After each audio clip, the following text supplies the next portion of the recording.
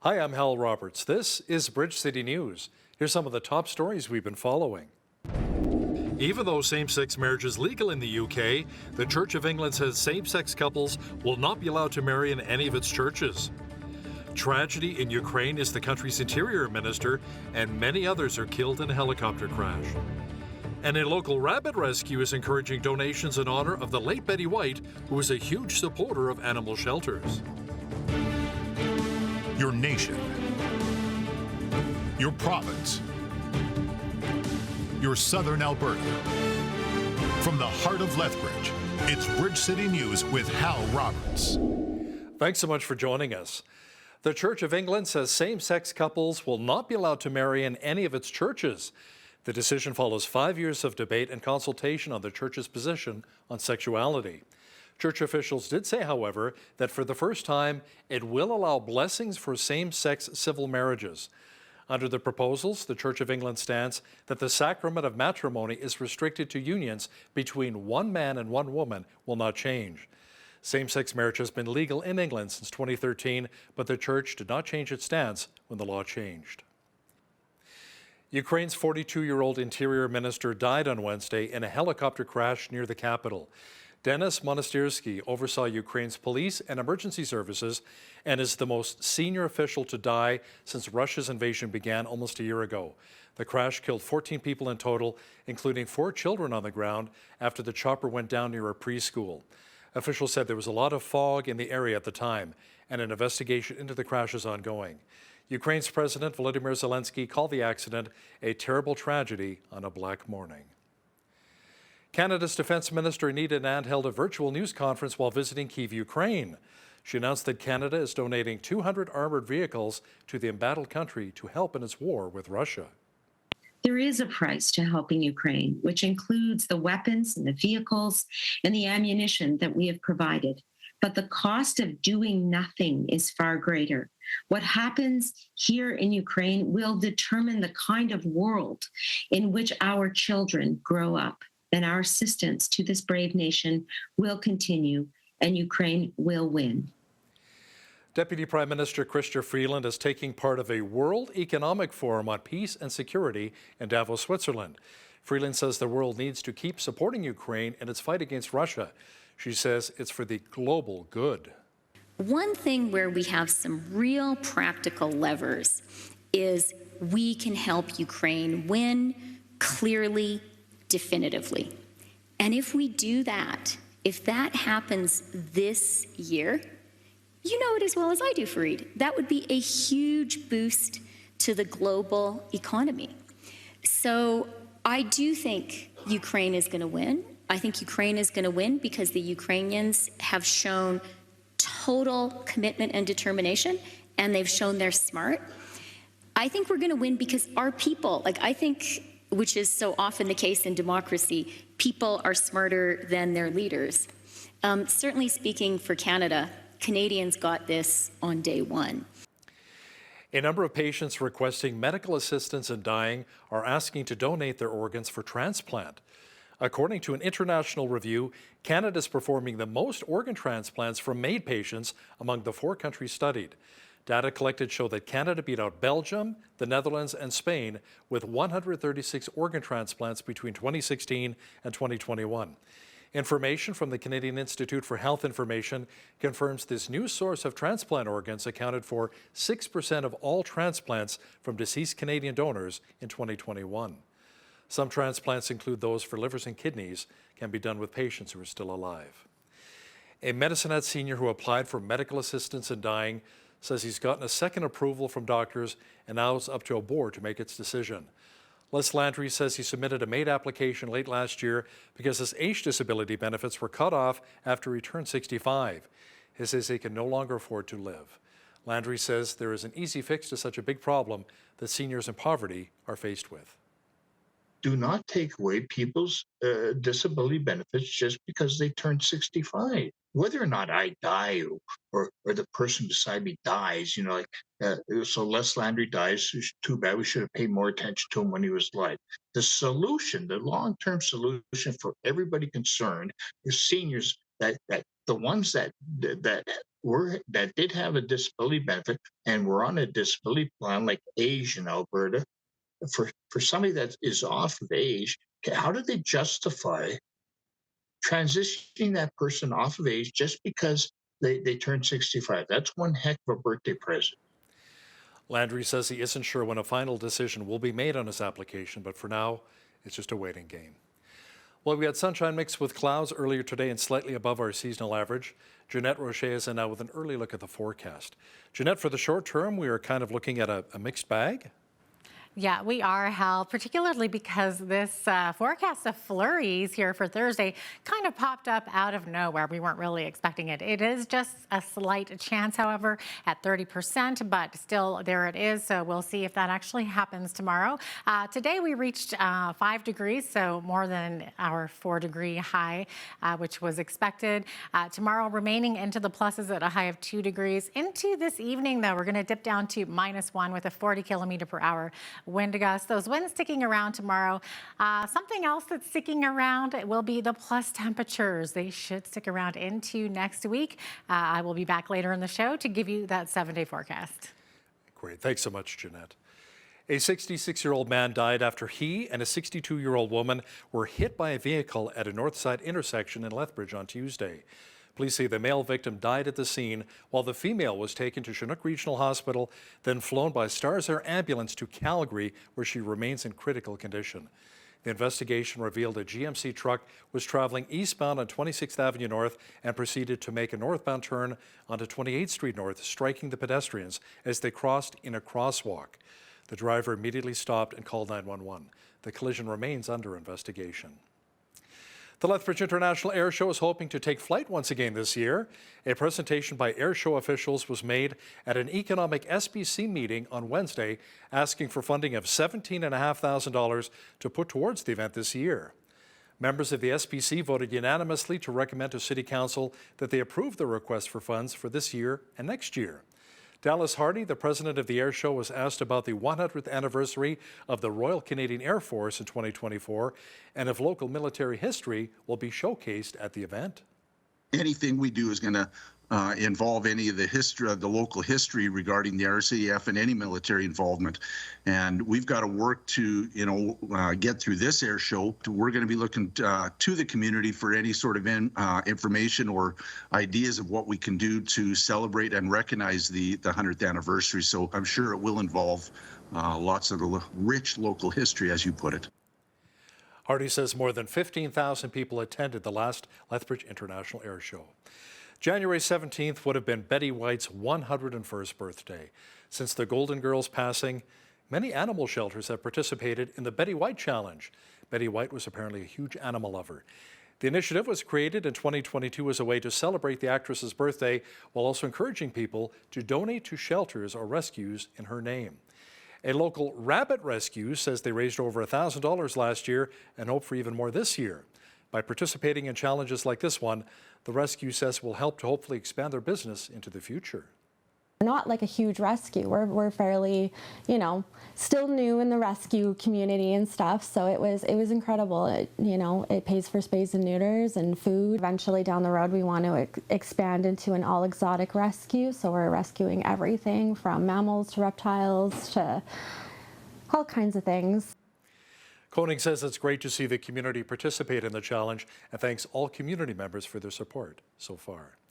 It's not every day an organization is able to celebrate 100 years in the community.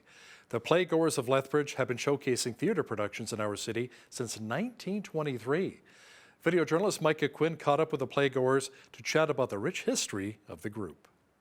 Amazing to think that, wow, around for that long. Elaine Jagelski, the president of the board with the Playgoers of Lethbridge, says the organization is the longest-running amateur theatre group in Western Canada. It was a century ago, on January 20th of 1923, that the Playgoers had their inaugural first meeting as Sterndale Bennett met up with interested members at St. Augustine's Anglican Church. The club grew to one point in those early years where it was 800 participants, 800 members for the club. The playgoers of Lethbridge used to put on productions at the old Majestic Theatre. It seated well over 1,000 people and has since been torn down. Even now, 100 years later, the playgoers are still performing at a high level. Over the past few years, we've sort of fallen more into or chosen to go more into the comedy, as people seem to enjoy that. You might be wondering why the playgoers of Lethbridge have survived this long when so many other theatre groups have come and gone. Jagielski explained her thought process on the matter. Due to thespian-minded individuals who were interested in expressing their talents and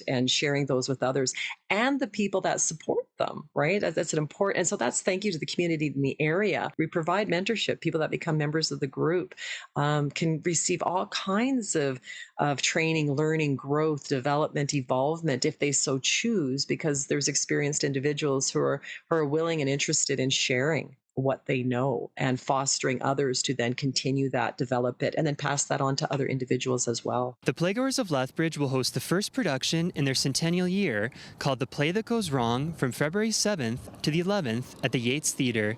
For Bridge City News, I'm Micah Quinn. 100 years, that's incredible.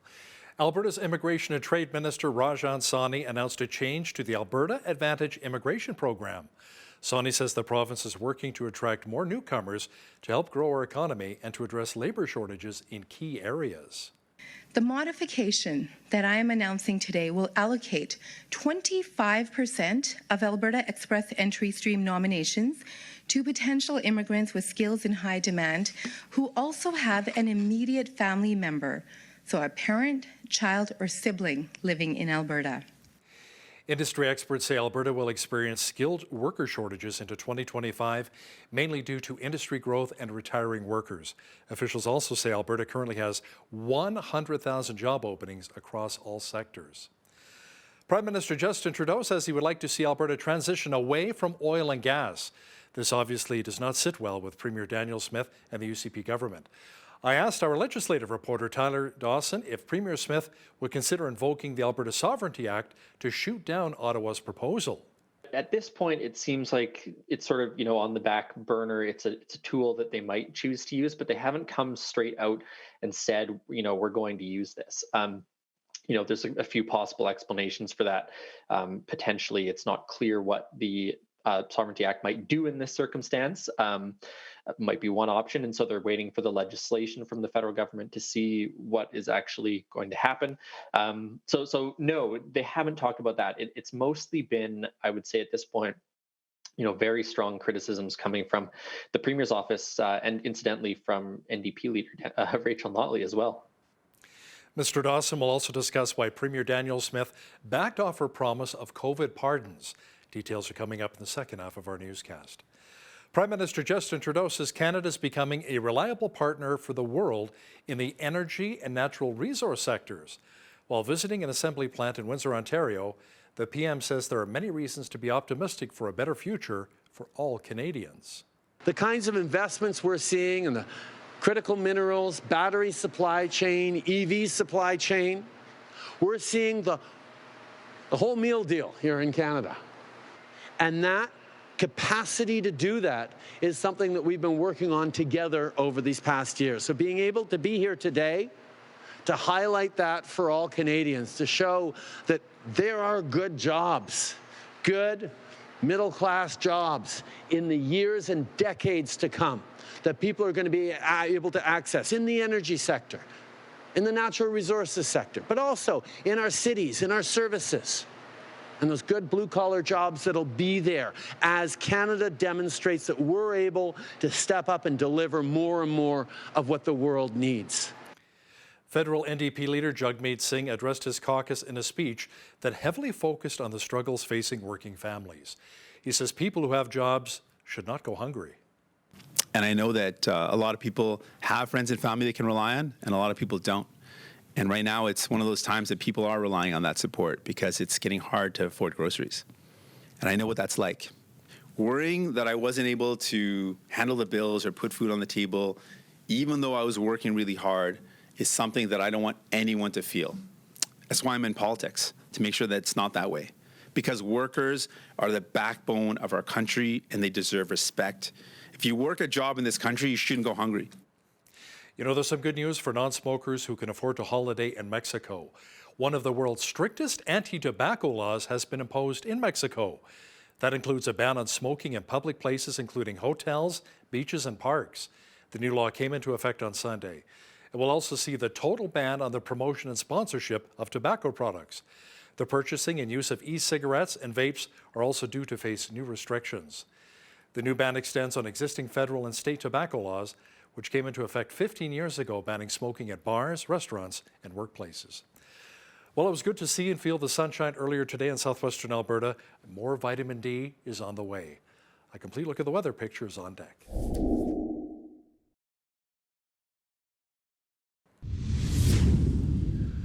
We had sunshine mixed with clouds across much of southwestern Alberta earlier today.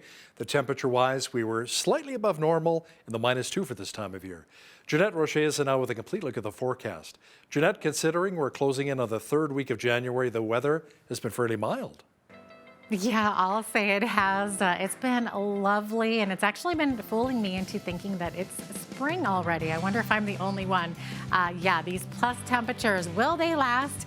Well, it looks like they will, at least for the next week. We are going to see the slight possibility of some flurries Thursday morning, high of 2 degrees. Then we get up to 5 and sunshine, all the way up to 6 degrees on Saturday with clear skies. Just that little dip in the week there on Sunday down to 0. Also, Saturday night could see some periods of snow as well, and then that dip down to 0 on Sunday. Up to 3 degrees on Monday, and then we're going to round out that 7-day forecast at 5 degrees next Tuesday with a mix of sun and clouds. So I would say a pretty lovely. We are remaining above average for this time of year. So the average high, -2, average low, -14, 12 was our high temperature back on this day in 1986. And on this day back in 1950 was the coldest, which was -40. 8:21, that's when the sun rose this morning, and our sun set this evening at 5:03, giving us over 8 hours and 40 minutes. So we're doing pretty well. We're sunset into the 5 o'clock hour now, so we're loving it. It's almost springtime.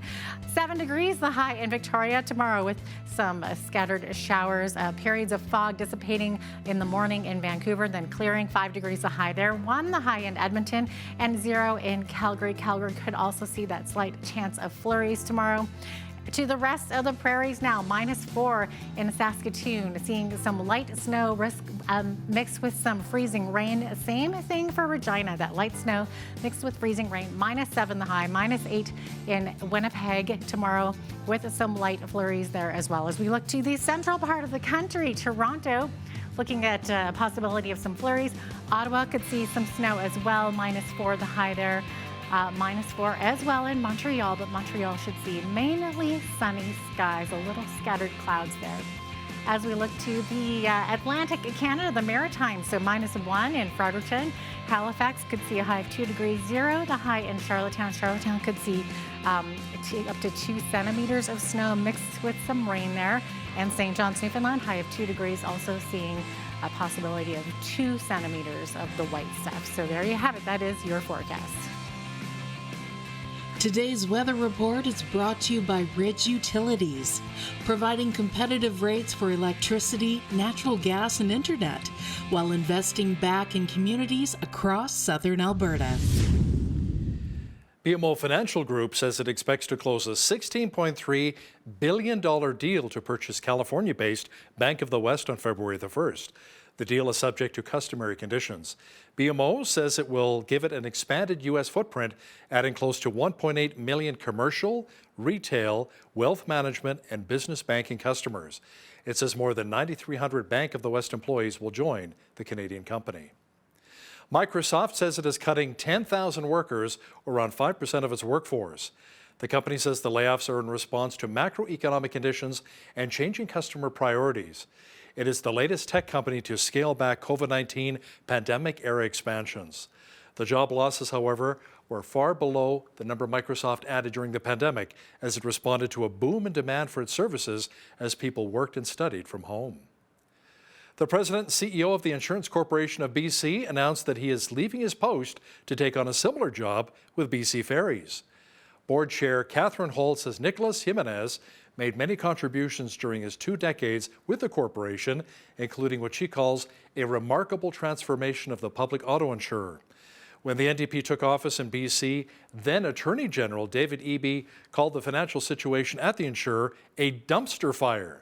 But reforms since then, including a move to a no-fault insurance model, have allowed ICBC to freeze rates until March of 2025. Now, here's a look at today's markets. The TSX was down 81 points on the day to finish at 20,376. The Dow was down 613 points to 33,296.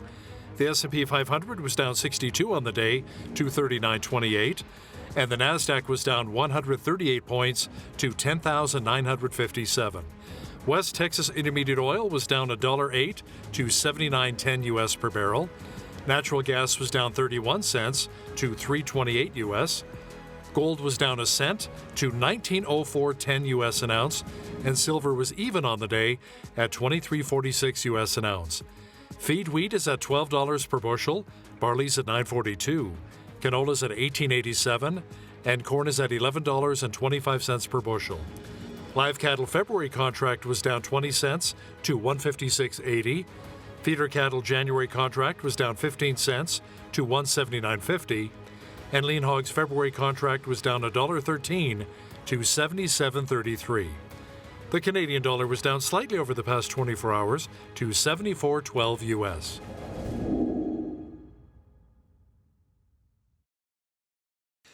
Recapping one of our top stories, Ukraine's 42-year-old interior minister died on Wednesday in a helicopter crash near the capital.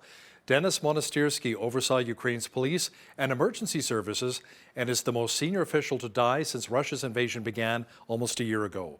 The crash killed 14 people in total, including 4 children on the ground after the chopper went down near a preschool.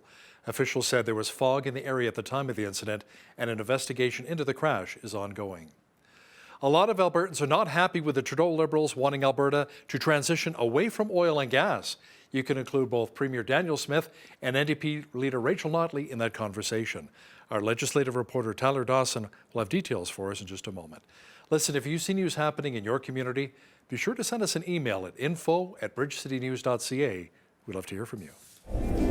Here's today's Bridge City News Community Calendar. Discover how Lethbridge has played an important military role in the preservation of world peace and security by visiting the Lethbridge Military Museum at the Vimy Ridge Armory at the Lethbridge Airport. The museum is open to the public each Wednesday from noon to 4 p.m. Special arrangements for other days and times can be made by calling 403-328-6196. Admission is free, but donations are gratefully accepted. For more information, visit lethbridgemilitarymuseum.org.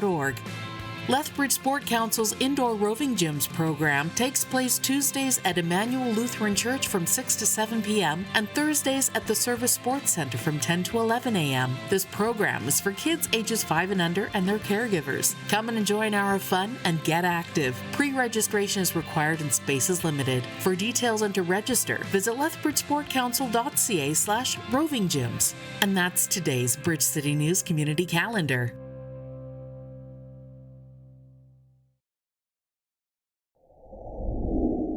A big story that a number of Canadians have been talking about, especially here in Alberta, is having Alberta transition away from oil and gas. There are many who are not in favor of the idea of the Trudeau Liberals' long-term plan, including Alberta Premier Daniel Smith. Tyler Dawson is our legislative reporter and the Alberta correspondent for the National Post. He joins us once again from Edmonton. Tyler, there's supporters of that plan and critics of the plan. Many have spoken out against the federal government's transition plan. Has Premier Smith discussed potentially using the Alberta Sovereignty within the United Canada Act in this case? You would think so, but at this point, it seems like it's sort of on the back burner. It's a tool that they might choose to use, but they haven't come straight out and said we're going to use this. There's a few possible explanations for that. Potentially, it's not clear what the Sovereignty Act might do in this circumstance. Might be one option, and so they're waiting for the legislation from the federal government to see what is actually going to happen. So no, they haven't talked about that. It's mostly been, I would say at this point, very strong criticisms coming from the Premier's office and incidentally from NDP leader Rachel Notley as well. Now, is the fact that the feds want us to actually transition out of the energy sector, oil and gas, by the year 2030? But let me ask you something. Don't they realize, too, that plastics are even made out of oil, that you need oil? You need oil and gas? Yeah, so the idea, as far as I understand it, is that the sort of projections for oil and gas demand sort of internationally should peak around 2030 and then sort of slowly decline over the next couple decades. And so, there's sort of two ways that people are looking at this issue. The one that the federal liberals are looking at is this is sort of an inevitability. We need to make sure that these people, who work in this sector have a backup plan. And then there's the other way people are looking at it, which is very much the way that Danielle Smith and the government is looking at it, which is, this is bringing about the end of the oil and gas industry in Alberta. So that's you do sort of have ships passing in the night a little bit here. I think a little bit of apples to oranges. People not quite talking about the same thing. But I think the thing that probably everyone can agree on to some extent, anyways, you look at the hydrogen enthusiasm from the Alberta government, is that things are changing. And we've even seen that in the last sort of 10 years with incredible amounts of automation leading to job losses for truck drivers and things like that. So I think everyone agrees things are changing. The debate to some extent is it's about terminology, because the NDP or the UCP is mad about the words just transition. But it's also about what you're going to do as that transition happens, and how to cope with it. Now, aren't the Trudeau Liberals also giving Alberta about $10 million to help further some of the hydrogen projects? They are, yeah, announced this week, I believe, 9.74 million or something, a very specific number. And that's going to sort of a variety of things. It's going to sort of investment attraction, conference hosting, some research funding, I believe, to the University of Alberta to work on some of this stuff. There's a little bit of a, I don't want to say arms race, that's not quite the right word, but there is a little bit of a mad scramble to figure out hydrogen, and the infrastructure and the production and all that sort of stuff. And the federal government has given some money for that. So it's really interesting because you see everyone's sort of yelling at each other all the time, between Ottawa and Edmonton and Calgary for that matter. But this is actually one of those places where there's quite a bit of agreement, I think. So it'll be interesting to see if that agreement turns into proper cooperation at some point. And Tyler, the Alberta government is demanding a seat on Canada's trade mission to Japan. It comes following that meeting between Japanese PM Kishida and our Prime Minister Trudeau. That's right. So there was a plan at one point for Danielle Smith and I think Peter Guthrie, the energy minister, to go to Germany actually to talk LNG after the sort of ill-fated German trade mission to Eastern Canada looking for liquid natural gas. And then I believe they went on and signed a deal with Qatar for their LNG. But Japan sort of came recently doing the same thing. They had a reliance on Russian LNG that they're trying to phase out, and believe sort of that Canada's supply could plug that gap.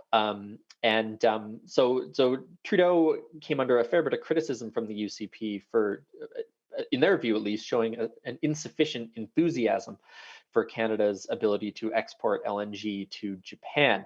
Now, there is a trade mission coming up, which suggests, that there's talks are ongoing, and there could be trade deals, there could be production targets or whatever set for Japanese consumption. But Alberta wants a seat at that trade mission. They want to be there to, really boost our prospects as well. And, as an aside on that, it'll be interesting to see what British Columbia does, because, a lot of the LNG production and a lot of the future growth for LNG is actually sort of in that northeastern corner of British Columbia, which is arguably basically Alberta. So more financial help is coming for Albertans, Tyler. Seniors, those with small kids, and many of our disabled can begin applying for $100 a month payments for the next 6 months to help really offset inflation and the high cost of living. But what about for the rest of us who don't qualify in any of those categories? I'm sorry to say we are completely out of luck. And people who have a family income of more than $180,000 are out of luck as well, though. If I made that kind of money, I would have nothing to worry about, I think. Yeah. So that's one of the inflation measures. There's an application portal that opened Wednesday, and people will be able to apply for that money. Of course, those of us who don't qualify for that, there are a couple other things that we might have seen. Of course, the fuel tax reduction is out there right now. I'm not sure I have really seen the prices come down that much. They still seem pretty high to me, but of course they could be higher without that. So that's one thing for us. But yeah, this big spending package coming, and of course we'll have a budget at some point in the next sort of 6 weeks here. So we'll have perhaps more information about future spending and perhaps tax cuts, things like that in the weeks to come. Any help we can get is really helpful right now, especially with the high cost of food. I mean, if you've probably been to the grocery store, you've seen like 5, 6 chicken breasts over $30, bread, milk, I mean, fruits, vegetables, all going through the roof right now.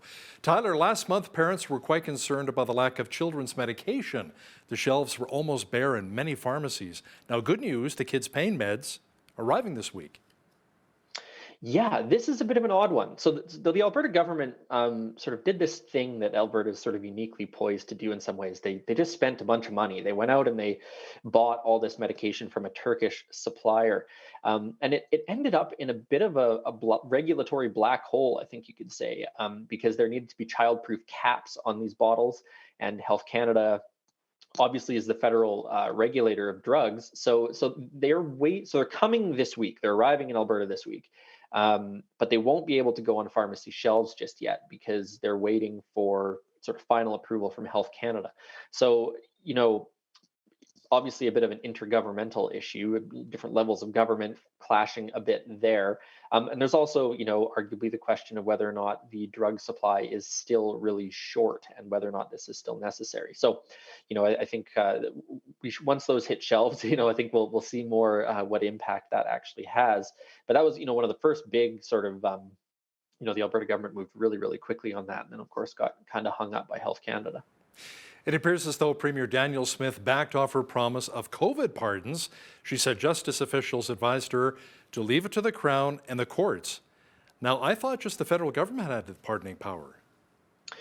This is sort of a complicated one, as far as I can tell. So, what Danielle Smith could do is pass legislation that would give some sort of pardon power to the province, because we're not talking criminal law here. We are talking sort of provincial fines and regulatory penalties and Public Health Act penalties. So that could happen.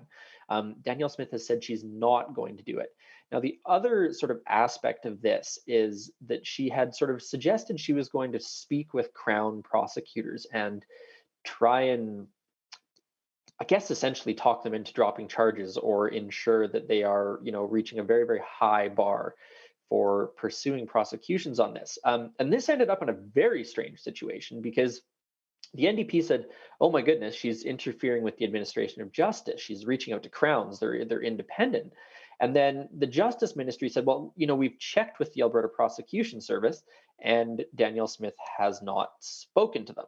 But Danielle Smith had said at a press conference she'd been in contact with them. So really, really unclear exactly what has happened there. And the NDP is, of course, calling for an investigation from a third party.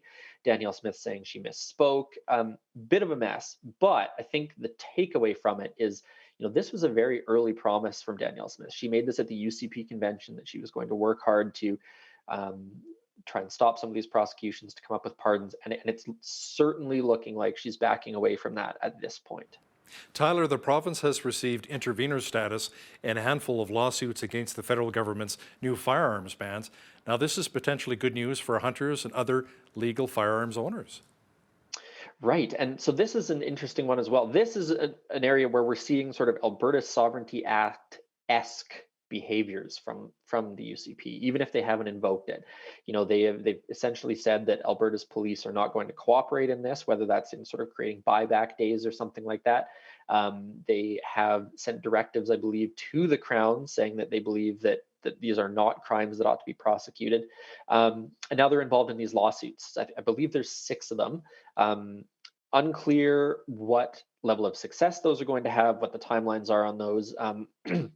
An intervener is basically, Alberta puts forth submissions to aid in the argument of one of the parties. In this case, the Canadian Coalition for Firearms Rights, I believe, is sort of the big one. So we will see what happens with that, sort of in the direct legal part of it. But of course, this is good politics for the UCP as well. This is the sort of thing that concerns a lot of UCP members, a lot of people in rural and small town Alberta. And with an election coming up, of course, we can't disregard the political side of this either. He's our legislative reporter and the Alberta correspondent for the National Post. Tyler Dawson, thanks so much for joining us today from Edmonton. Always a pleasure, Hal.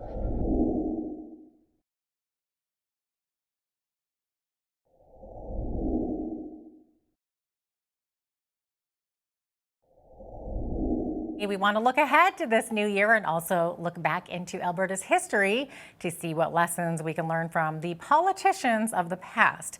For this, we've chosen a panel including Vince Byfield, historian and commentator, social media mom and podcaster Val Olson, and former Alberta MLA Gordon Kessler. They all join me now. Welcome to all of you. Thank you. Welcome. Thank you. Absolutely. Okay, so we're going to start with Mr. Kessler. You have a fascinating history in Alberta's past. So can you give us an idea of what the Western Canadian what the Western Canada Concepts Party was all about? Basically, it was about achieving equity within the system and giving Alberta and the rest of the Western provinces an opportunity to have input in the decision-making process. And we felt the best way was to use the Quebec model of separation. And we really felt that with the threat of separation, there might be some major changes. There was at the time the Tripoli Senate was going around, which was one of the things that would have worked to include Alberta and the other provinces in the decision-making process of central Canada. However, it didn't materialize, and eventually it went by the way of the dodo bird. Okay, so was it actually a separatist party? Absolutely. Absolutely. It was full-fledged separation. If we couldn't accomplish the things that we wanted to accomplish by offering olive branches to central Canada, we were definitely prepared to separate from the rest of Canada. Absolutely. Wow. Okay, so Gordon, what was the political climate of Alberta back then?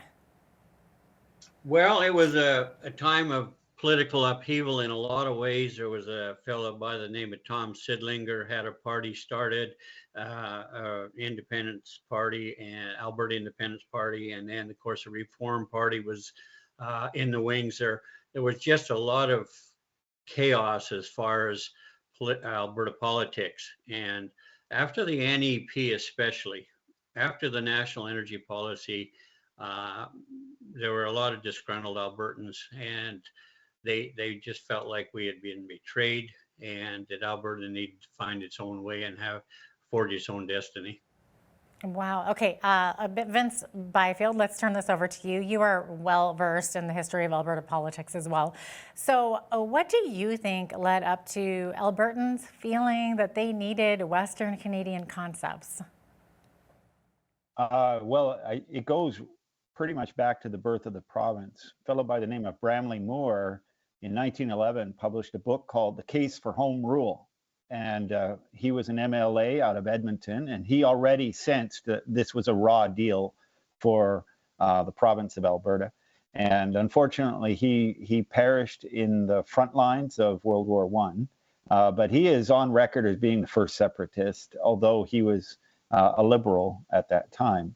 But it has steadily grown, right, through the whole period of the 1930s during the Depression and the Crow rate. Every single time that Ottawa tried to basically overreach its powers and essentially steal from the province of Alberta wholesale. You know, if an average criminal steals from you, they go to jail. But when the federal government steals from everybody, they get reelected. That's what Dad always said. It's just one of those things. But it grew and grew, and it reached the point where when Gordon got elected, that it was now. I think at some points in the province, it was up to 20%. It was in terms of 1 in 5 were ready to separate, and now, with the, you name it, the No More Pipelines bill, the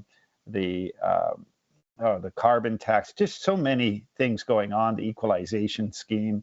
I think it's normally now about 33%. I've seen it as high as mid 40s in terms of people who are open to some kind of sovereignty now. So I would say every time there's a major tax grab, we see a doubling of separatist sentiment in this province. And now we're at a key threshold. 33% means a doubling of that would be 66. That's a large majority. Thank you for that, Vince. We do need to take a quick break, though. So when we come back, we have a question for Gordon Kessler about the threat of communism in the legislature during his time as an MLA. Keep it right here.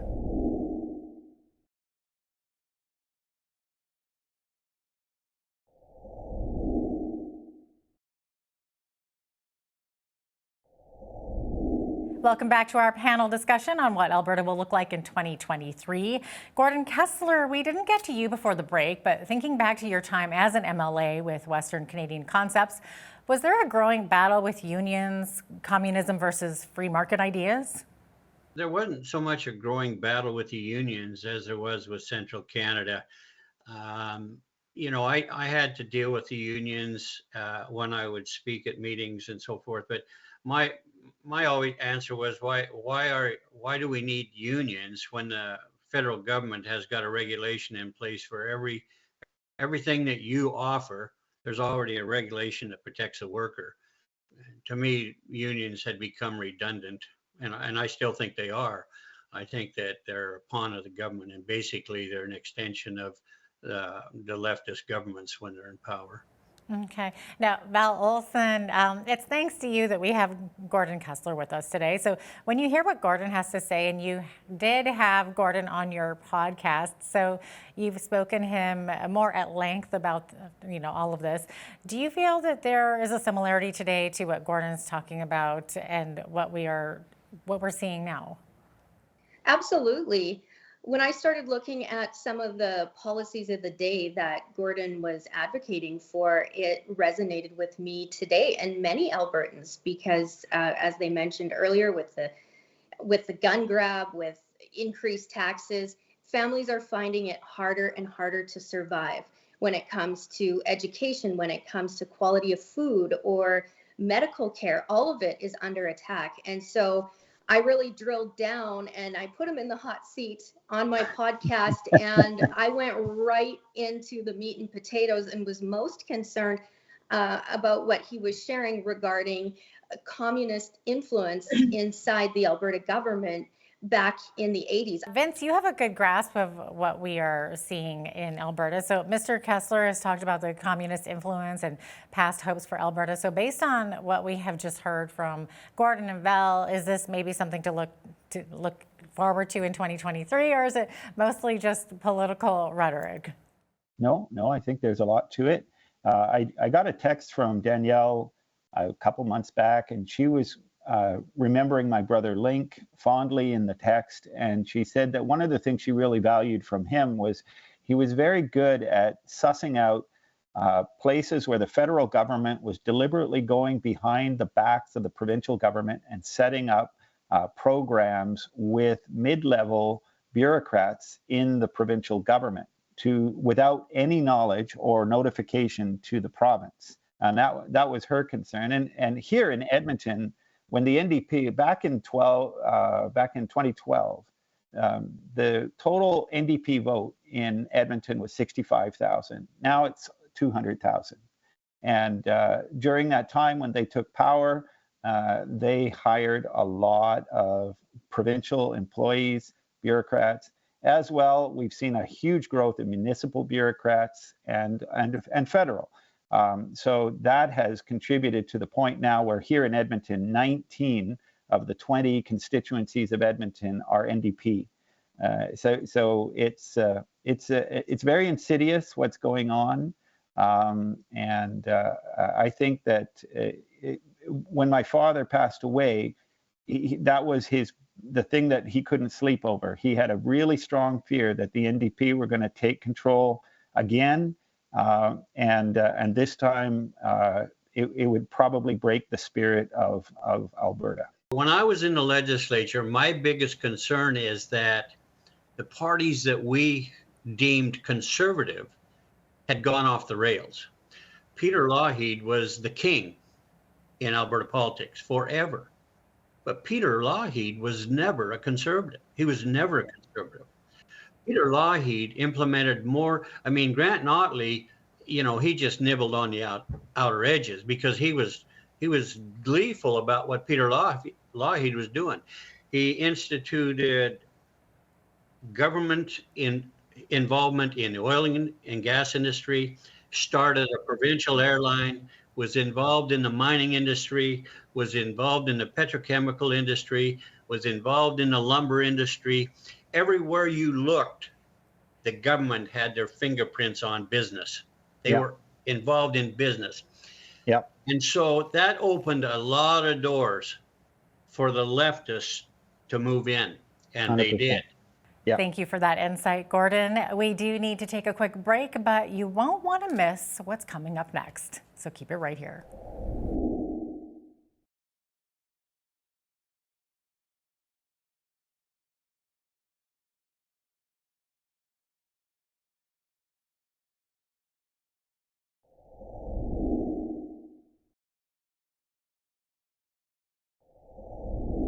Welcome back to our panel discussion on what Alberta will look like in 2023. Before the break, Gordon Kessler, you said that there was something you wanted to add to finish to your thought about the threat to Alberta's freedom and the left ideology gaining positions of power in Alberta. Was one of my biggest concerns when I was there, that we weren't just fighting the federal system in Ottawa, but within our own province, we were being taken over by those wolves in sheep's clothing, and that's exactly what was happening. Now, when that's we look, my concern with the current government, by the way. Yeah. So with that said, when we look ahead to 2023, Val, what do you think that Albertans need to be doing? I mean, you are an Albertan. You currently live in Arizona, though, but you follow Alberta politics still very, very closely, and you're very passionate about it. First of all, we need to start educating citizens. And citizens are saying themselves, look, we know it's bad. We know there are wolves in sheep's clothing. So let's get all the facts on the table. And so accountability is a big part of it. We have to start asking tough questions to politicians and listen to their responses or their non-responses. And then from there, we know a starting point of what they stand for. Now, I believe that Vince, your father, Ted Byfield, and Gordon may have crossed paths at some point there. Oh, yeah.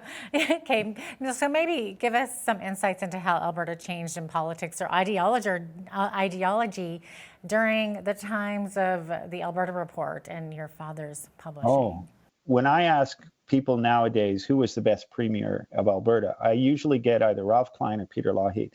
The problem is that those two individuals, these are conservatives who are telling me this, and Gordon's 100% right. They're not really conservative. The person who amazes me are the two that precede the conservatives, William Aberhart and Ernest Manning. Those two gentlemen ran this province for a third of a century, especially Ernest Manning, 25 years, 7 elections, re-elected 7 times, didn't declare a deficit at all in all those 25 years. And then they built the oil sands industry, which is an amazing story in and of itself. And these guys, especially Manning, the thing I want to point out here is that these guys were very Christian. And this is something that people don't like to talk about now, this idea of separation of church and politics. I think it's we've got it all backwards, right? So there is this attitude that Christians should not get involved in politics. Well, Ernest Manning was a very Christian. Literally every single Sunday, he was on the radio nationally on a program called Back to the Bible while premier. Now we have a case where when my brother ran in 2012, that was the year of Huntsberger and the Lake of Fire. And I was told by a gentleman for the Progressive Conservatives they were never going to have that problem because they never are going to allow a pastor to run for office ever again. And so here we are. We've gone from having essentially pastors as premiers to now any kind of Christian leader is not allowed to run. They do still run, but they hide their Christian involvement because it's considered unelectable. But that gentleman, Manning, delivered, I think, the best governance our province has ever had by a country mile, deficit-free for a quarter century, and at the same time bringing in the oil sands industry that has literally brought in trillions of dollars. So that was the first point I wanted to make. Second point, sorry to be quick here, is what we're trying to do here in Edmonton. So I have now signed up over 250 volunteers from Edmonton and around Edmonton to get the vote out. So we think that we can turn things around, that we can turn the tide. With God's help, we can turn the tide, because federally, Edmontonians still predominantly vote Conservative, but for some reason, they're not voting Conservative provincially. And I think a large part of that is they don't realize their own power. They just don't even bother going to vote. Here in my area of Lessard, the poll was 40% turnout, which is pathetic. And a lot of them are Conservative. So I think they just felt, why bother going? We're just going to lose. But we have to change that, and I think we are changing that. So I think you're going to see a lot of Conservative seats in the next election, which is coming up in May, but it's vital. I hope if anybody sees anything, every single vote matters. Yeah, Vince, you are so right. Every vote does matter. And of course, voter turnout rates do determine those election outcomes. We do need to pause here and take a quick break. But when we come back, what's the future for Alberta in Confederation? That's next. Keep it right here.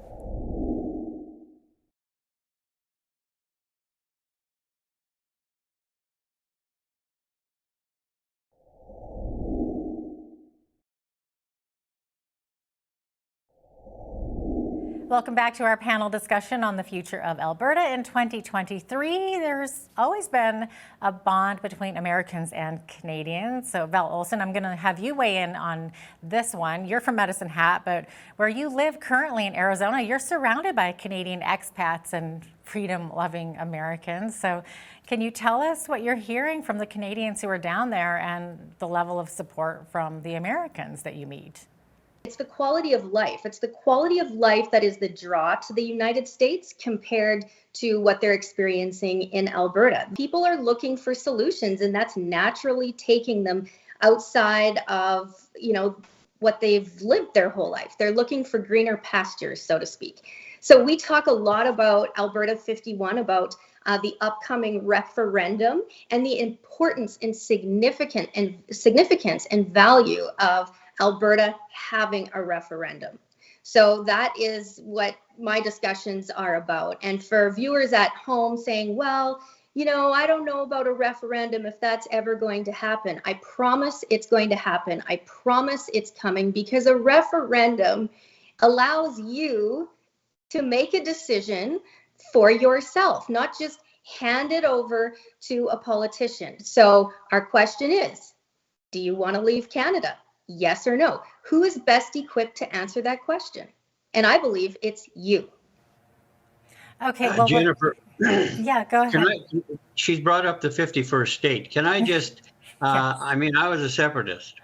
Yeah. And I knew that Alberta needed to make a serious move.